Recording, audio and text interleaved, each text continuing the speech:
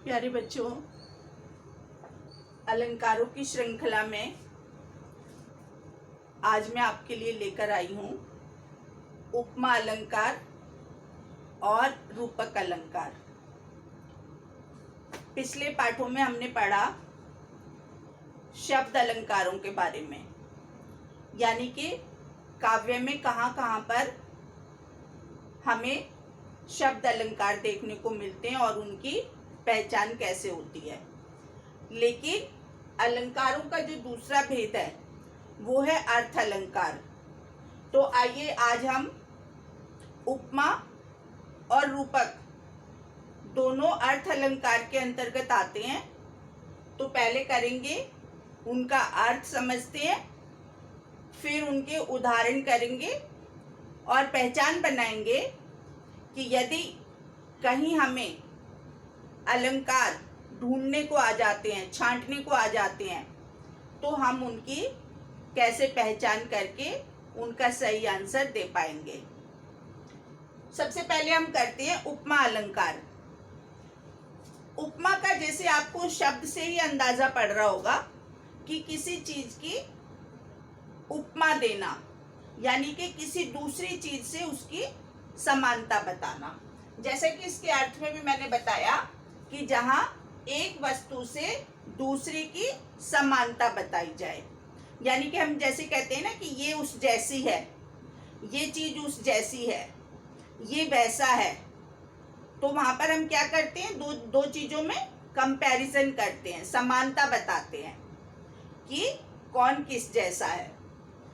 तो जब हम समानता बताते हैं तो इसकी पहले मैं आपको पहचान बता दूं, क्योंकि बच्चों को पहचान अगर वो समझ लेंगे और याद कर लेंगे तो आसानी से अलंकार को छांट पाएंगे और गलती नहीं करेंगे कि अगर किन्हीं पंक्तियों में सा, से, सरिस, सम, जैसा या सदृश ये शब्द किसी पंक्ति में आते हैं तो वहां पर उपमा अलंकार होगा।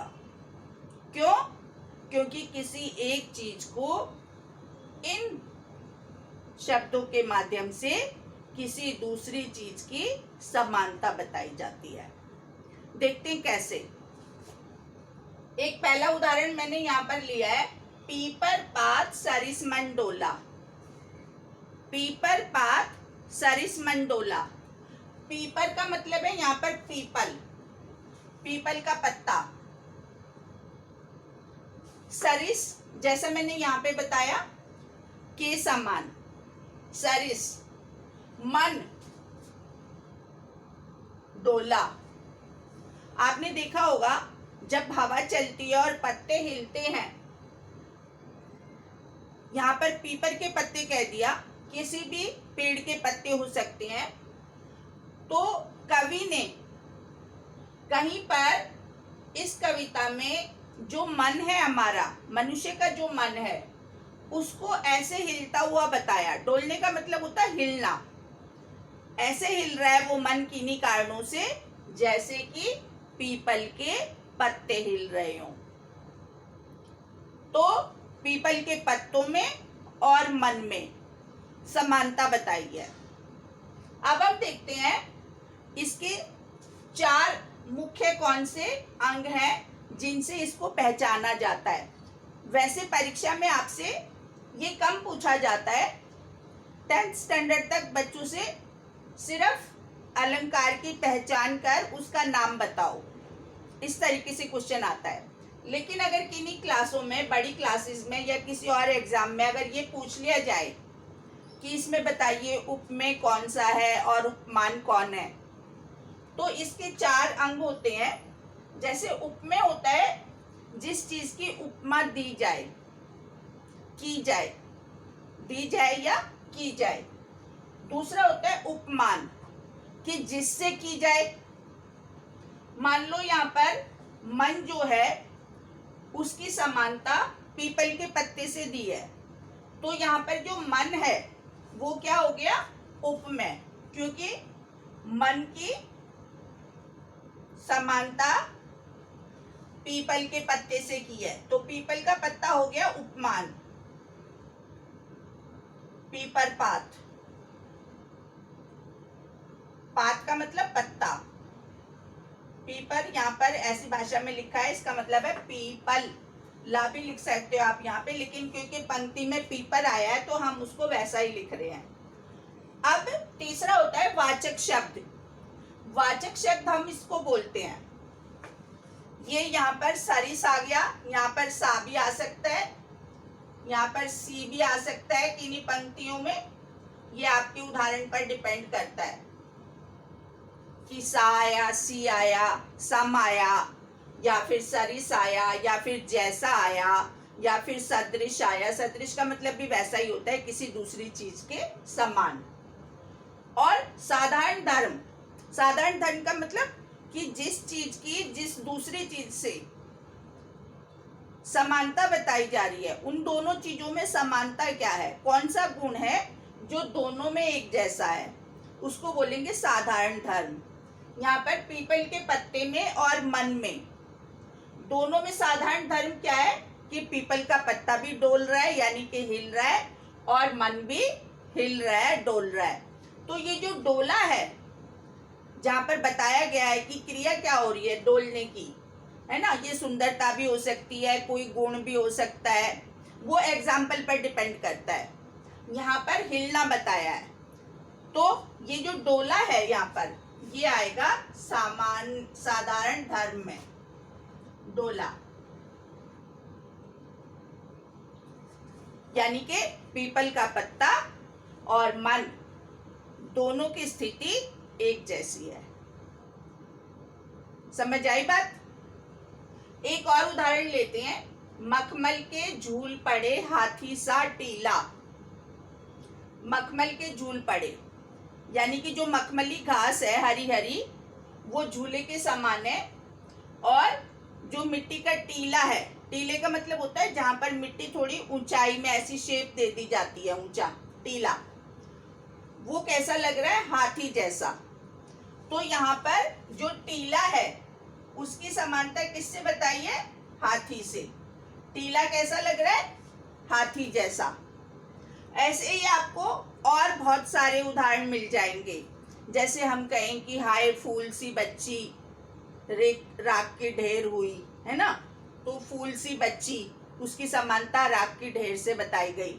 मतलब जैसे जैसे आप काव्य पढ़ते जाएंगे, कविताएं पढ़ते जाएंगे, आप उन कविताओं में, उन पंक्तियों में जब आपको अलंकार ढूंढने का अभ्यास हो जाएगा, आप पहचानने लगेंगे, तब आपको ये समझना और करना बहुत आसान लगेगा।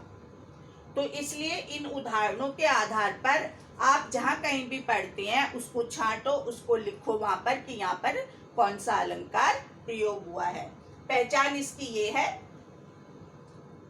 योजक शब्द से, ये इसको योजक बोलते हैं, ये योजक शब्द आ जाता है, सा से सी, ये योजक है बीच में, ऐसे जो हम डैश जैसा लगा देते हैं, इससे ये जुड़ा हुआ होता है। यहाँ पर नहीं आया है क्योंकि सरिस शब्द आया है। जहाँ पर सा से सी आएगा, सम आएगा, वहां पर ज्यादातर योजक शब्द आ जाता है।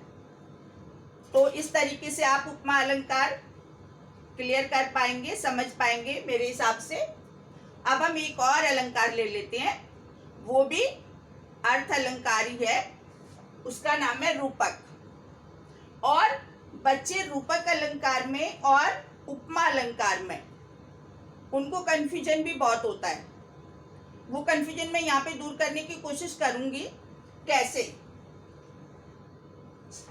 जो उपमा अलंकार है उसमें हम दो चीजों में समानता बताते हैं कि ये चीज इस जैसी हो रही है, या ये इस जैसा दिख रहा है, या ये गुण इसका इस जैसा है। जबकि रूपक में हम समानता नहीं बताते, हम उसी रूप में देखने लग जाते हैं उस चीज को, यानी कि एक रूपता हो जाती है दो चीजों में और अभिन्नता हो जाती है। एक रूपता भी कह सकते हैं उसको और अभिन्नता भी। अभिन्नता का मतलब होता है वो एक दूसरे से अलग नहीं हो रही, अभिन्नता है यानी कि जो दो चीजों को, जिनको हम ऊपर वाले अलंकार में समान बता रहे थे, अब उस जैसा नहीं बता रहे हम। उपमा में बता रहे थे हम उस जैसा, लेकिन यहाँ पर हम कह रहे हैं कि वो सेम उस वैसा ही हो गया है, उसी रूप में देखना शुरू कर देते हैं उस चीज को, तो वहां पर होगा रूपक अलंकार। तो यहाँ पर आपको अर्थ निकालना है पहले, तभी आप समझ पाएंगे रूपक अलंकार को भी। जैसे मैं उदाहरण से आपको समझाऊं, चरण कमल बंदो हरि राय। चरण कमल यानी कि ये जो योजक शब्द है, ये डैश, इससे इसकी पहचान होती है जब दो अलग अलग शब्द जिनके मतलब बिल्कुल अलग हैं, कई बार ये और शब्दों में भी आता है जहां पर बराबर के शब्द होते हैं, जैसे राम श्याम सीता गीता दिन रात भाई बहन, वहां पर भी आता है ये। लेकिन अलंकारों के अर्थ में अक्सर इसकी पहचान जो है वो बच्चे कर लेते हैं। तो यहाँ पर चरण कमल बंदो हरि राय, यहाँ पर हम ये नहीं कह रहे कि भगवान के चरण जो हैं वो कमल जैसे हैं, बल्कि हम क्या कह रहे हैं, बिल्कुल जो चरण है वो कमल ही हो गए हैं, कमल के रूप में ही देख रहे हैं, क्योंकि यहाँ से सा से सी हट गया है। अब जो चरण है वो बिल्कुल कमल रूपी हो गए हैं, इसलिए कहा चरण कमल बंदो हरि राई, कि भगवान के जो चरण हैं वो कमल रूपी हैं। तो यहाँ पर कौन सा अलंकार हुआ, रूपक। समानता ना देखकर उसी रूप में देखना। जैसे एक तो हम कहेंगे चंद्रमा जैसा मुख, और एक हम कहेंगे चंद्रमुख। अब हमने चंद्रमा जैसा मुख नहीं कहा, हमने सीधा कह दिया चंद्रमुख, यानी कि जो मुख है उसको हम बिल्कुल चांद के रूप में देख रहे हैं। जैसे हम किसी को ये कह दें मृग नैनी, हिरनी जैसी आंखें, ये ना कहकर सीधा हमने कह दिया मृग नैनी, यानी कि उसकी आंखों को हम बिल्कुल हिरनी की आंखों के रूप में ही देख रहे हैं। तो जहां पर दोनों चीजों में बिल्कुल एक रूपता हो जाए, अभिन्नता हो जाए, उसे हम कहेंगे रूपक अलंकार। और मैंने इसकी पहचान बताई कि दो बिल्कुल अलग अलग अर्थ जो बराबर के ना हो। इसमें कई बार ये नहीं भी आता, लेकिन अक्सर आता है, इसलिए इसकी पहचान बता रही हूँ। और एक और उदाहरण देखते हैं, पायो जी मैंने राम रतन धन पायो।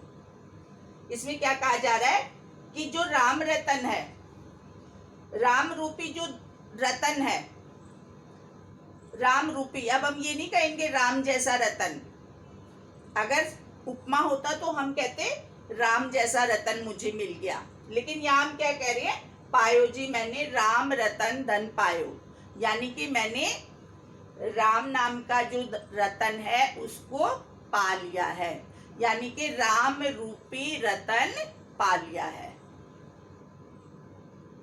समझ आया आपको कि किसी चीज को बिल्कुल उसी रूप में देखना, समानता ना होकर उन दोनों चीजों में एक रूपता हो जाना, वहां होगा रूपक अलंकार। और इन दोनों अलंकारों में बहुत मामूली सा डिफरेंस है, जिसमें बच्चे कंफ्यूज भी हो जाते हैं, और यदि उनको समझ आने लगे तो वो अच्छे से समझकर 2 नंबर इसमें आराम से परीक्षा में हासिल कर सकते हैं।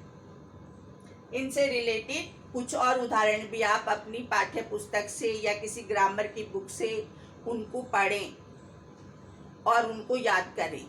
इससे रिलेटेड एक बहुत आसान उदाहरण मैं बच्चों को याद कराती हूँ। आए महंत बसंत, आए महंत बसंत।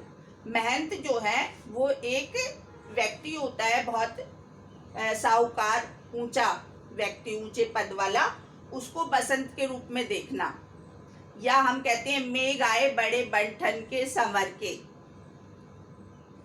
ये बहुत आसान उदाहरण है और रूपक अलंकार के उदाहरण है, तो बच्चे आराम से याद भी कर लेते हैं। आए महंत बसंत 3 ही शब्द याद करने हैं, और मेघ आए बड़े बंठन के संवर के, यानी कि मेघों को बिल्कुल किसी मेहमान के रूप में देखा जा रहा है, उसमें वहां पर रूपक अलंकार भी है और मानवीकरण अलंकार भी, जिसको हम अभी अगले चैप्टर में पढ़ेंगे, अगली श्रृंखला में पढ़ेंगे।